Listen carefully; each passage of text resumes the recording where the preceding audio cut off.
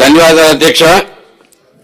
ఈరోజు civil supplies minister గురించి మాట్లాడుతుంటే మా తాజా మాజీ ఒక పనికిమాలిన వ్యక్తి దుర్మార్గం, అసలు ఆ గవర్నమెంటే దుర్మార్గులతో నిండిపోయింది అనుకుంటే దాంట్లో నెంబర్ 1గా ఉండాలని ప్రతిసారి ప్రయత్నం చేసుకుంటూ ట్రై చేసుకుంటూ వచ్చే వ్యక్తి మీకు అందరికీ తెలిసిన వ్యక్తి, పేరు కూడా తెలవాల్సిన అవసరం లేదు.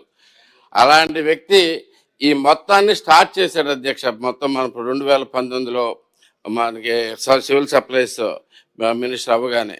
సో అలాంటి వ్యక్తి మీద చాలా ఆరోపణలు ఉన్నాయి, అనేక ఆరోపణలు ఉన్నాయి. దానిలో ప్రధానంగా దగ్గర 500 కోట్లు పైగా అప్పటి జాయింట్ కలెక్టర్ మీద కూడా తో కలిపి ఈ చాలా దుర్మార్గ ఈ పీడిఎస్ బియ్యం మీద 500 కోట్ల పైగా సంపాదించాడు అనేది పేరు చెప్పదలుచుకోలేదన్నా, కావాలని.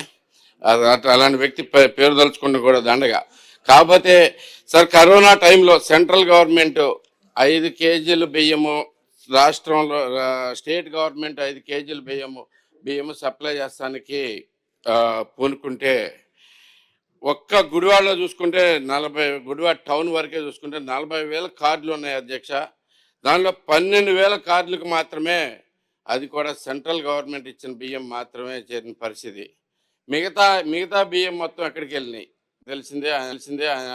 సో ఫైనల్గా ఆ పాత మంత్రి మీద, మాజీ మీద మీ ఎంక్వైరీ వేసి దీన్ని ఈ మొత్తం బయటికి తీయాల్సిందిగా కోరుతా ఉన్నాం అధ్యక్ష. అంతేకాకుండా అంటే రాష్ట్రం మొత్తం మీద మీరు ఒకసారి ఆలోచించాలి అధ్యక్ష. 40,000లో 12,000 మాత్రమే చేరినాయి అంటే